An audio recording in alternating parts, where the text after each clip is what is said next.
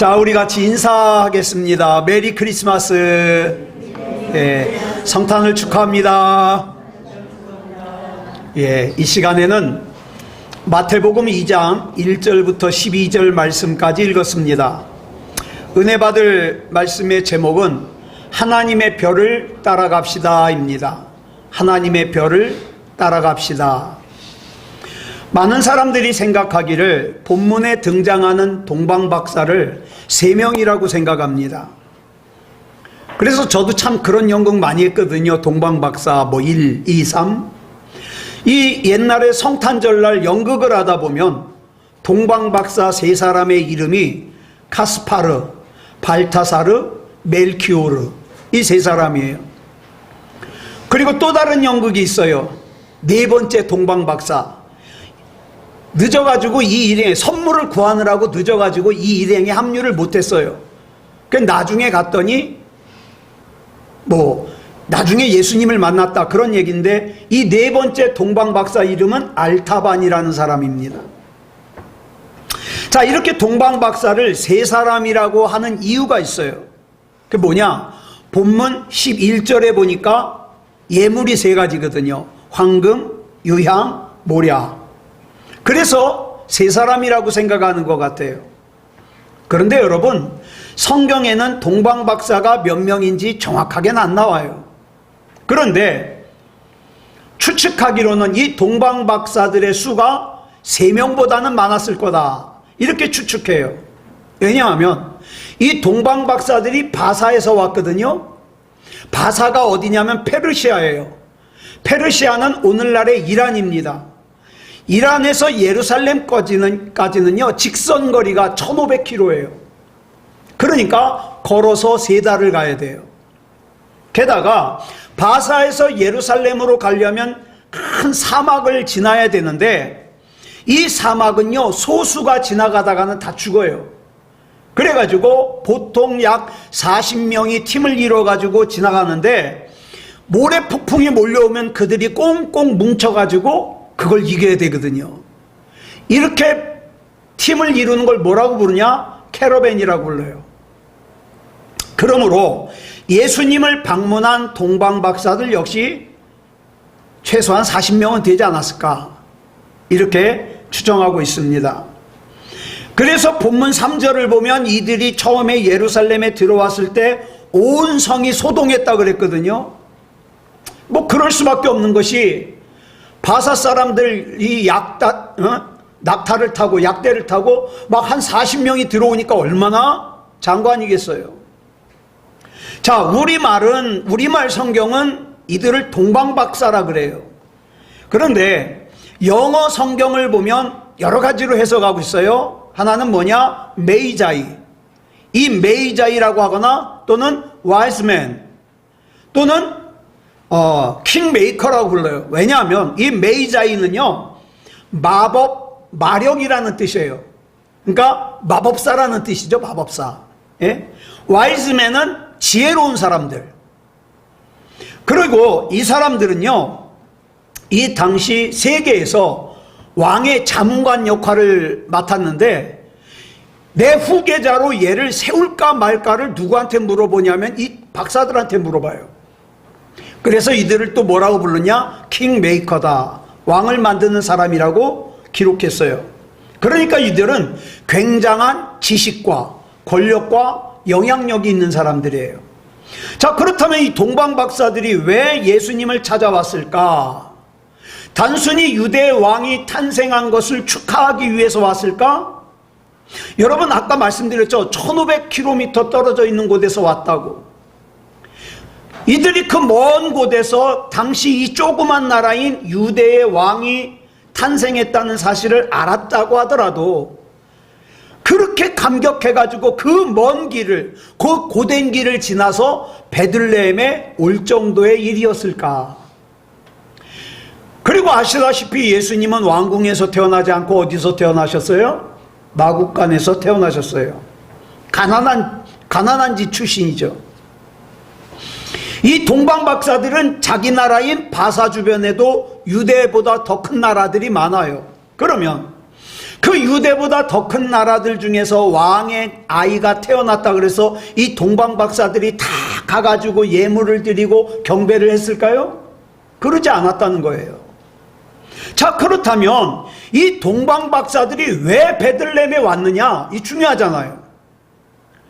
그들은 별을 보고 위대하신 왕께서 태어나실 징조라는 걸 알았기 때문에 온 거예요. 이걸 어떻게 알 수 있었느냐? 이게 중요하거든요. 이걸 알려면 이때로부터 약 586년을 거슬러 올라가야 돼요. 586년 전에 무슨 일이 있었냐? 남유다가 바벨론에게 멸망을 당해요. 그래가지고 수많은 좀 똑똑하다, 능력 있다고 하는 유대인들은 다 포로로 끌고 가버려요. 바벨론으로. 이렇게 바벨론으로 끌려간 사람 중에 누가 있었냐? 저와 여러분이 잘 아는 다니엘. 그 다음에 다니엘의 세 친구 사드락, 메삭, 아벳느고가 있었어요. 그리고 이 바벨론이 멸망하고 그 다음에 바사가 들어섰는데 이 바사 나라의 왕후가 누구예요? 에스더예요. 그리고 에스더의 사촌 오빠인 모르드게는 그 바사 나라에 기록될 정도로 아주 전설적인 명제상이에요. 정치를 참 잘했어요. 자, 그 많은 우상을 섬기던 바사 나라에서는 다니엘, 사드락, 메삭, 아벳느고, 또 에스더, 명제상, 모르드게 이런 사람들을 굉장히 존경했죠. 그래서 이 똑똑하고 그 다음에 영리하고 지식이 많은 이 유대인들의 제자들이 생기게 됐어요. 그래가지고 이 유대인들의 영향으로 바사 나라에 종교가 하나 들어섰어요. 그 종교가 뭐냐? 유일신 하나님만을 섬기는 종교인데 아마 들어보셨을 거예요. 조로아스터교라고. 지금도 있어요. 지금도. 조로아스터교. 자, 그리고 이 바사의 첫 번째 왕인 고레스 왕이 70년 전에 바벨론의 왕 느부갓네살이 이스라엘에서 붙잡아왔던 유대인들에게 포로의 신분에서 풀어주면서 자유롭게 고향으로 돌아가라고 풀어줬어요. 그리고 바벨론에서 바사에 이르는 동안 지혜의 사람이요 뛰어난 예언자인 이 다니엘 밑으로 공부하는 제자들이 생겼잖아요. 그 제자들이 제자를 가리키고 제자들이 제자를 가리켜서 그 마지막 제자가 누구냐? 동방박사들이에요. 그러니까 이 동방박사들은 유대인이 아니에요. 이방인이에요. 그런데 이 이방인인 동방박사들은 그들의 대선생님이신 다니엘이 가르쳐준 대로 어때요? 별을 연구하다가 하나님의 나라를 이 땅에 가져올 유일한 왕이신 아기 예수님이 태어나신다는 사실을 알게 됐어요. 그리고 하나님께서 이 동방박사들에게 큰 별을 보여주셔서 아기 예수님께로 인도한 거죠. 그래서 동방박사들은 하나님의 별의 인도하심을 받아 그 멀고도 험한 길을 온 거예요. 네. 자, 이 동방박사들은 지금 태어날 이 아기를 통하여 하나님의 나라가 이루어질 거라는 걸 알았습니다. 예수님은 이 땅에 하나님의 나라를 세우기 위해서 오신 분이에요. 그렇기 때문에 예수님이 계신 곳에는 하나님의 나라가 있습니다. 저와 여러분이 예수님을 구주로 영접하면 저와 여러분은 하나님의 나라입니다. 그래서 찬송가 438장 3절을 보면 이렇게 찬송하죠. 불러볼까요? 시작. 높은 산이 거친 들이 조막이나 궁궐이나 내 주 예수 모신 곳이 그 어디나 하늘나라 할렐루야 찬양하세 내 모든 죄 사함받고 주 예수와 동행하니 그 어디나 하늘나라. 아멘. 예수님을 모신 곳은 그 어디나 하늘나라예요. 하나님께서는 별을 통하여 동방박사들에게 하나님의 아들이 이 땅에 태어나시는 비전을 보여주셨습니다. 그래서 이 동방박사들은 그 하나님의 놀라운 계획에 감격하여 그 멀고도 험한 길을 개의치 않고 아기 예수님을 만나러 온 거죠. 그런데 여기 중요한 게 있어요. 이들이 아무리 하나님이 주신 비전을 가슴 가득히 채웠어도 이들 역시 인간이에요. 그래서 어떡합니까? 실수에서 벗어날 수가 없어요. 아주 큰 실수를 몇 가지를 저지릅니다. 그런데 이 실수를 저와 여러분도 저지를 때가 많아요. 어떤 실수냐? 이 동방박사들의 첫 번째 실수는 하나님의 인도하심보다는 자기의 고정관념을 선택하는 실수를 저질렀어요. 마태복음 2장 2절을 보면 동방박사들이 계속 별의 인도함을 받다가 갑자기 헤로드 왕궁으로 들어가요. 왜 그러냐? 우리 줄친 것만 읽어볼까요? 시작. 유대인의 왕으로 나신 이가 어디 계시냐? 자, 이 동방박사들의 고정관념은 뭡니까? 분명히 태어나실 분은 유대인의 왕인데 유대인의 왕으로 태어나니까 당연히 어디서 태어날 거다? 왕궁에서 태어날 거다. 그래가지고 그 고정관념 때문에 왕궁으로 들어갔어요. 이 당연하다고 생각하는 고정관념 때문에 뭘 잃어버렸어요? 이제까지 자기네들을 인도한 하나님의 별을 잃어버렸어요.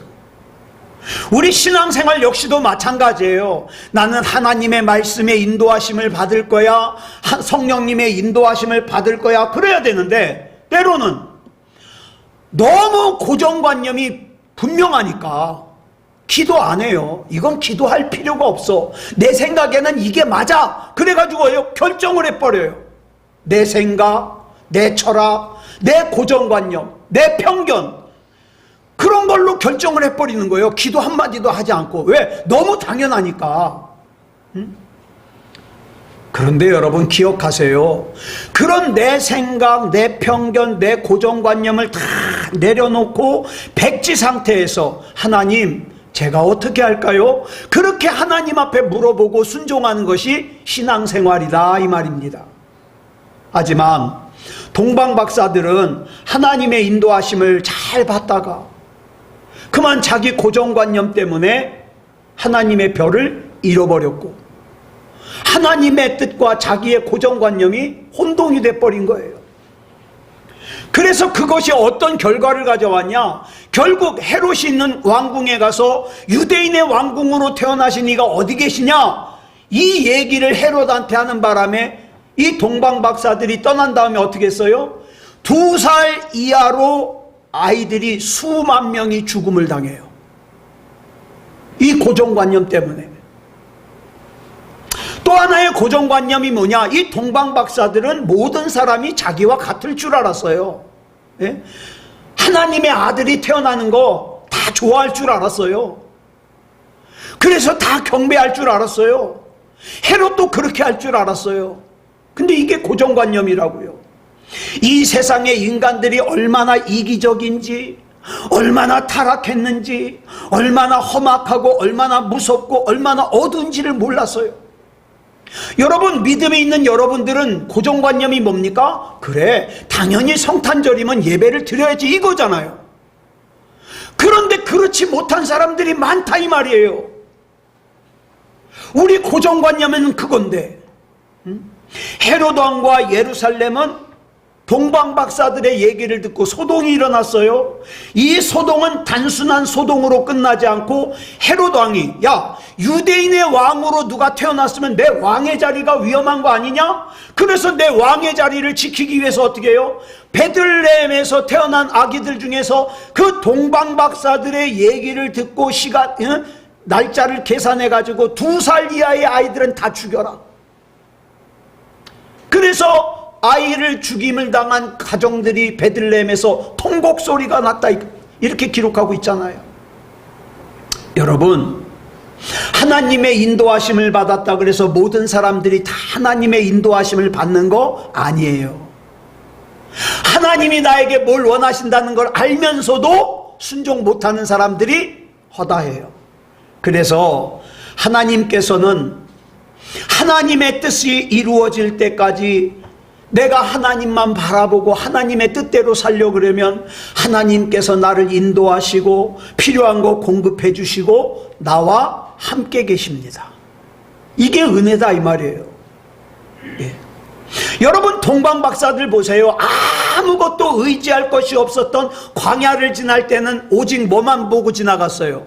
하나님이 보여주시는 별만 보고 지나갔어요.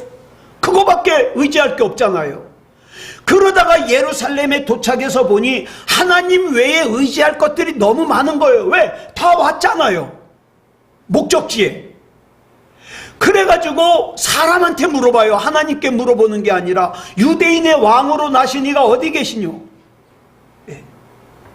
자, 그런데 이 동방박사들이 하나님 이외의 것을 의지해서 사람을 의지했을 때 어떤 결과를 가져왔냐? 예루살렘이 소동했어요. 2살 이하의 수많은 아이들이 살해를 당해서 슬픔과 저주가 가득했어요. 사랑하는 여러분, 기억하세요. 하나님의 뜻을 내 지혜와 내 방법과 내 경험으로 이룰 수 있다고 생각하는 것은 오만입니다. 하나님의 뜻은 하나님의 능력과 하나님의 인도와 하나님의 지도하심 아래서 이룰 수 있는 거예요.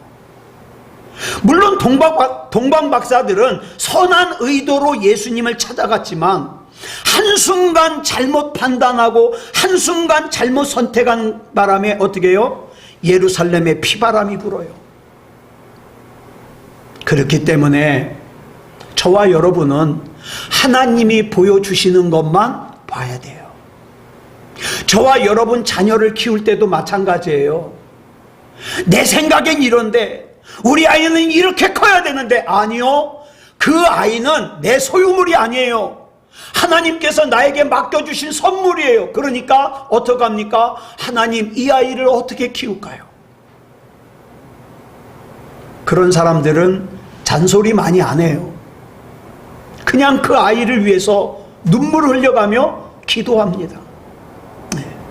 우리는 하나님께서 보여주시는 별만 보고 가야 돼요. 얼마나 많은 사람들이 행복을 꿈꾸며 하나님 앞에서 서약하고 가정을 이룹니까? 검은 머리가 팥뿌리가 될 때까지 행복하게 살자고 약속하고 결혼했는데, 여러분, 우리나라에서 한 달에 이혼하는 가정이 거의 10,000 가정이 된답니다.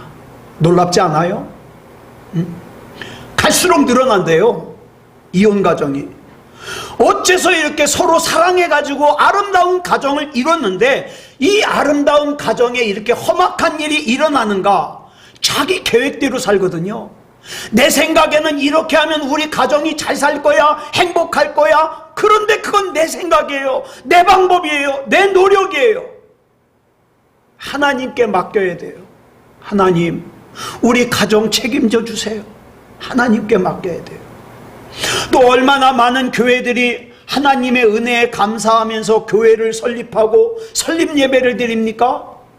그래서 이렇게 시작된 교회들이 전부 하나님의 은총으로 가득하고 하나님의 사랑과 복이 넘치는 교회가 되면 참 좋겠는데 1년에 약 3,000교회 이상이 문을 닫는데요. 그 외에도 교회 안에서 갈등이 일어나서 쪼개지고 싸우고 고통스러워하고 그런 교회들이 얼마나 많아요? 어쩌다가 이렇게 됐을까요? 하나님께 물어서 그랬을까요? 아니요. 내 계획, 내 생각, 내 편견, 그 다음에 내 계획, 이런 것들이 앞서다 보니까 그렇게 되는 거죠. 오늘 교회를 오면서 우리 권수연 씨가 저한테 물어봐요. 여보, 오늘 간식 안 줘? 제가 그랬죠.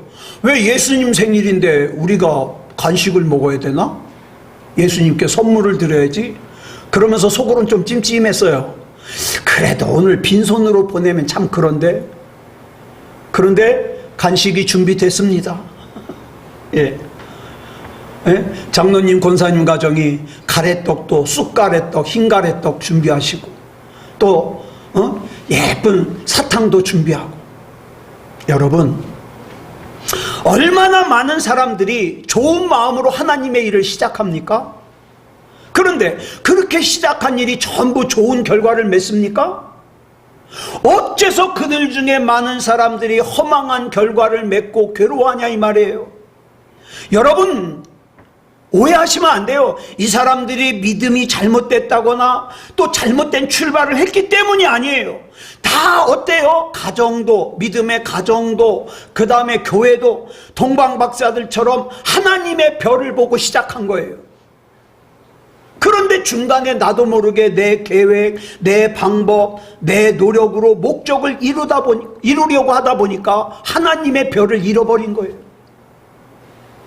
하나님의 계획은 언제나 우리 인간들의 탐욕과 죄악 때문에 방해받고 흔들려요. 그러니까 여러분, 내 안에서 하나님의 계획을 방해하는 것들이 없도록 주여 하나님의 말씀으로 다스려 주시옵소서. 하나님의 뜻대로 살기 원합니다.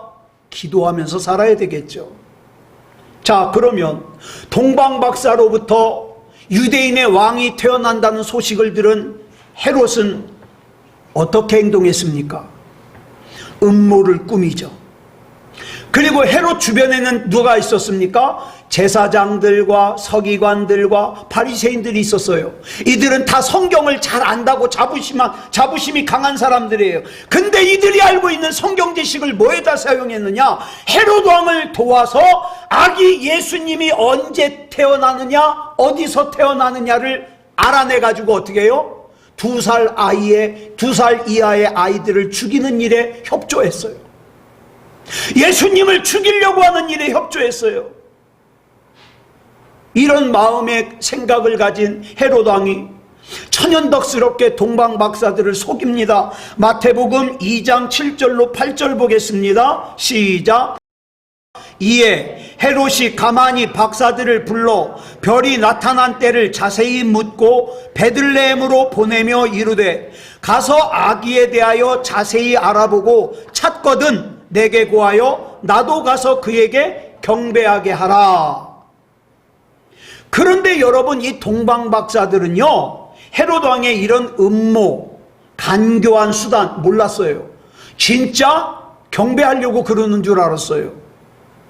만일 꿈에 하나님의 지시를 받지 못해가지고 이 동방박사들이 다시 헤롯을 찾아가서 어디 갔더니 그 유대인의 왕 아기 예수님이 태어났다 알려줬다면 어떻게 됐을까요?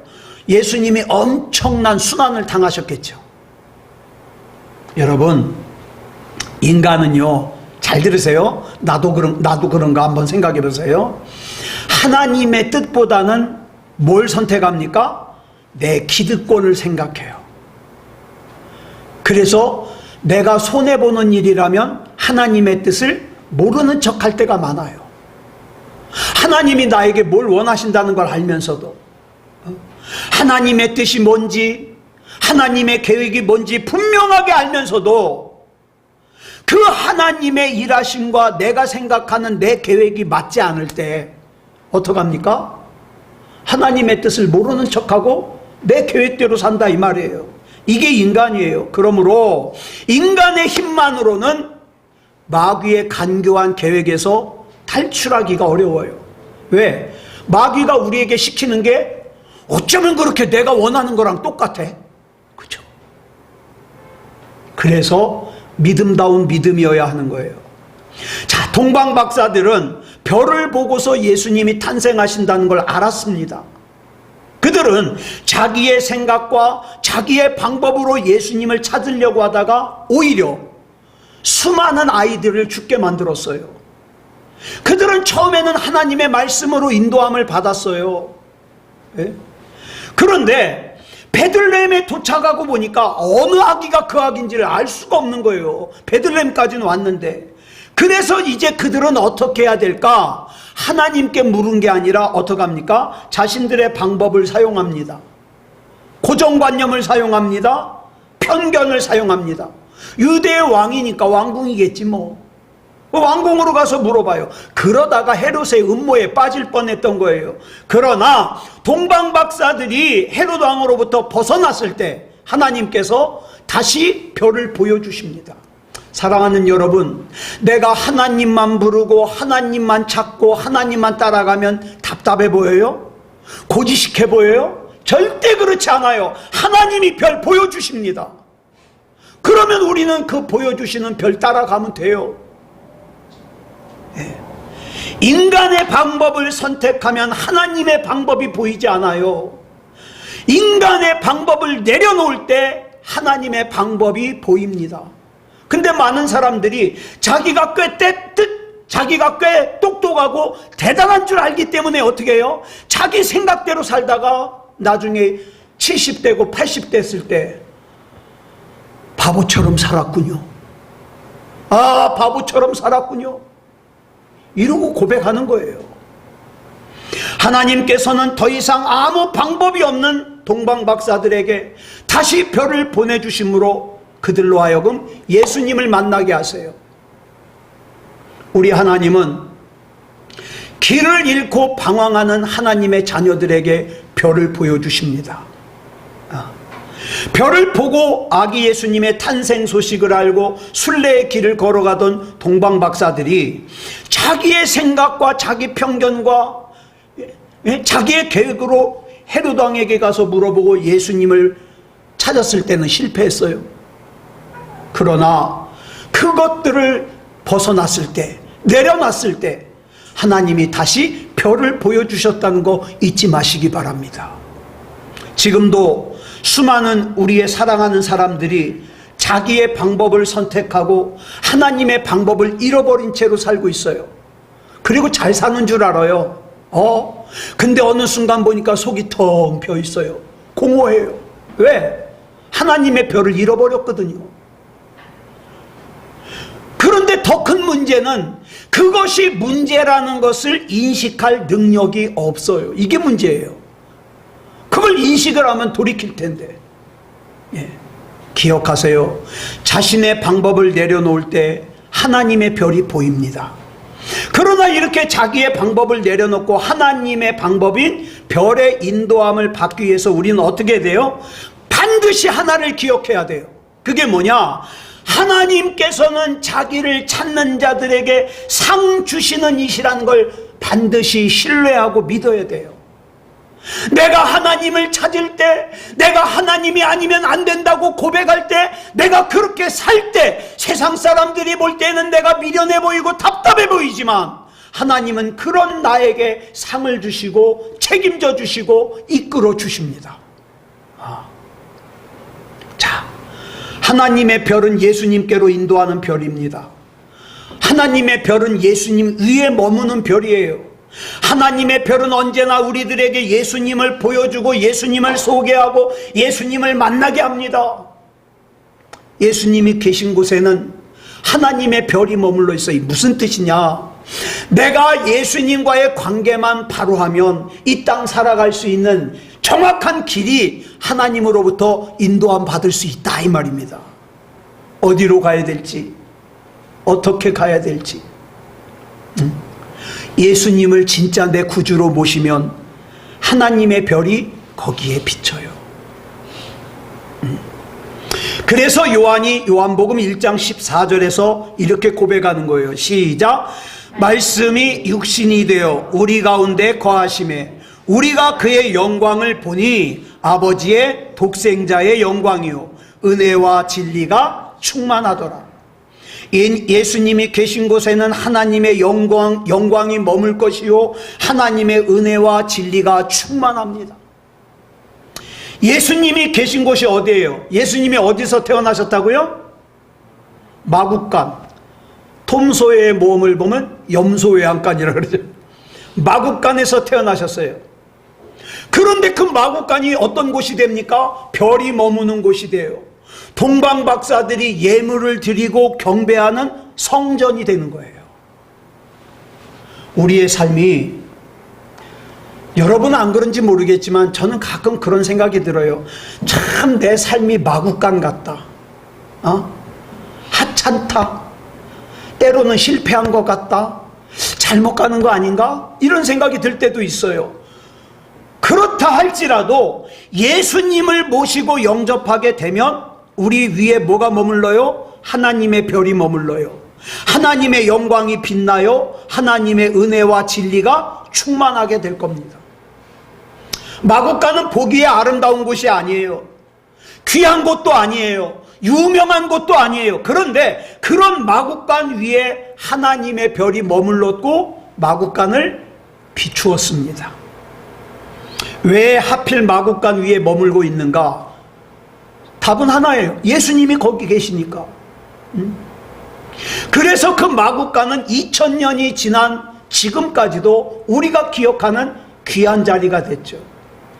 예수님께서 태어나신 마을인 베들레헴이라는 곳은 심히 작은 마을이에요. 가난한 마을이에요. 촌구석이에요. 그런데 그곳에서 예수님께서 태어나심으로 세계의 사람들이 다 아는 장소가 됐잖아요. 베들레헴. 떡집. 생명의 떡이 나오는 곳. 그래서 마태복음 2장 6절을 보면 이렇게 말씀하고 있어요. 시작. 또 유대 땅 베들레헴아, 너는 유대 고을 중에서 가장 작지 아니하도다. 내게서 한 다스리는 자가 나와서 내 백성 이스라엘의 목자가 되리라 하였음이니이다. 예수님께서 태어나신 베들레헴은 예수님으로 말미암아 하나님의 영광이 머무는 마을이 됐습니다. 사랑하는 여러분, 지금 혹시 여러분 자신이 초라하다고 생각되는 분이 있습니까? 여러분 자신의 가정이 초라하다고 생각하는 분 있어요? 나를 둘러싼 상황과 처지와 형편이 초라하다고 생각되는 분 있습니까? 하나님의 별을 보십시오. 그래서 올해 지나가기 전에 신약 한번 읽자 그런 거예요. 그 말씀을 통해서 하나님의 별을 보자고요. 그 하나님의 별을 보지 않고 내 생각, 내 철학, 내 고정관념, 내 편견에 사로잡히니까 어떻게 해요? 자꾸 더 초라하게 생각되는 거예요. 여러분 절대 초라한 존재가 아니에요. 하나님이 두고 보시기에도 아까운 사람이에요. 내가 너 사랑한다. 너는 내 것이다. 헤롯 왕은 자기의 지혜를 다하여 음모를 꾸미고 순진하고 단순한 동방박사들을 속일 수 있을 거라고 생각했습니다. 그런데 헤롯 왕이 중요한 거 한 가지를 간과하고 있었어요. 그게 뭐냐? 그 예수님을 이 세상에 보내신 분이 하나님이시오. 동방박사에게 별을 보여줘서 베들레헴까지 이끄신 분이 하나님이시오. 아기 예수님의 길을 인도하실 분도 하나님이시오. 돌아갈 동방박사들의 길을 인도하실 분도 하나님이시라는 사실을 간과했어요. 여러분 잊지 마세요. 저와 여러분의 길을 인도하시는 분 하나님이십니다. 비록 답답하고 막막하고 어디로 어떻게 가야 될지 몰라도 하나님이 내 하나님이시면 그 길 하나님이 인도하십니다. 하나님은 헤롯 왕의 음모의 잔머리에 휘둘리는 분이 아니에요. 그렇기 때문에 내 생각과 다르다 할지라도 하나님의 인도하심을 따르면 절대 실패하지 않습니다. 하나님께서는 꿈의 동방박사들에게 헤롯 왕에게 돌아가지 말라 그랬어요. 헤롯 왕의 음모를 깨트린 거예요. 여러분, 하나님의 생각은 내 생각보다 높습니다. 하나님의 길은 내 길보다 높습니다. 그렇기 때문에 우리가 해야 될 일은 하나님을 끝까지 신뢰하는 거예요. 하나님은 나를 그대로 내버려 두지 않으심을 믿습니다. 나 하나님 신뢰합니다. 하나님의 뜻대로 인도해 주시옵소서. 이 모든 상황과 처지와 형편이 합력하여 선을 이루게 하여 주시옵소서. 기도하는 거죠. 그래서 역대하 20장 20절을 보니까 이렇게 말씀하고 있어요. 시작. 너희는 너희 하나님 여호와를 신뢰하라. 그리하면 견고히 서리라. 그의 선지자들을 신뢰하라. 그리하면 형통하리라. 아멘. 말씀을 정리하겠습니다. 우리는 하나님의 별의 인도함을 받아 여기까지 왔습니다. 때로는 그 인도하심이 막연하다고 생각될 때도 있었죠. 때로는 그 인도하심이 내 생각보다 지혜롭지 못하다고 생각될 때도 있었습니다. 그러나 그럴지라도 하나님이 내게 보여주신 그 별로부터 눈을 돌리지 마시기 바랍니다. 이제 우리 역시 또 어때요? 또 다른 사람들, 또 다른 동방박사들, 하나님을 만나기 원하는 사람들, 하나님의 인도하심을 받기 원하는 사람들의 뭐가 되어줘야 돼요? 하나님의 별이 되어줘야 돼요. 내 삶이, 내 말이, 내 생각이 별이 되어줘야 돼요. 그래서 예수님 탄생의 기쁜 소식뿐만 아니라 예수님이 계신 곳으로 인도해야 됩니다. 네. 이것이 바로 저와 여러분의 사명입니다. 사랑하는 여러분, 제가 아무리 여러분 사랑한다 한들 하나님께서 여러분 사랑하는 것만 하겠습니까? 하나님은 여러분 사랑하십니다. 하나님께서는 여러분이 잘 살기를 원하십니다. 아무쪼록 하나님의 인도하심을 받아 잘 사는 하나님의 귀한 자녀들, 하나님의 백성이기를 그리스도 예수님의 이름으로 축복합니다. 기도하겠습니다. 사랑의 아버지 하나님, 감사합니다. 하나님의 은혜 가운데 인도하여 주셔서 오늘 여기까지 왔습니다. 2023년도 어떤 사람들은 12월 25일이 예수님의 생일이 맞다 아니다 논쟁하지만 우리는 그 날짜가 중요한 것이 아니라 예수님이 이 땅에 오셨다는 것이 중요합니다. 나를 위해 십자가를 지시고 죽으셨다 부활하셨다는 것이 중요합니다. 하나님, 이 하나님의 별을 놓치지 말게 하시고 끝까지 하나님을 따르며 믿음다운 믿음으로 살게 해 주시옵소서. 또 오늘 이 자리에 같이 참석하지 못한 우리 사랑하는 사람들, 하나님 그 마음속에 구원받을 만한 믿음을 주시고 하나님께서 인정하시는 믿음을 주셔서 그들 또한 하나님의 별을 보게 하시고 하나님의 별의 인도함을 받게 하여 주시옵소서. 우리 주님 인도해 주실 줄 믿사오며 그리스도 예수님의 이름으로 간절히 기도드렸사옵나이다. 아멘.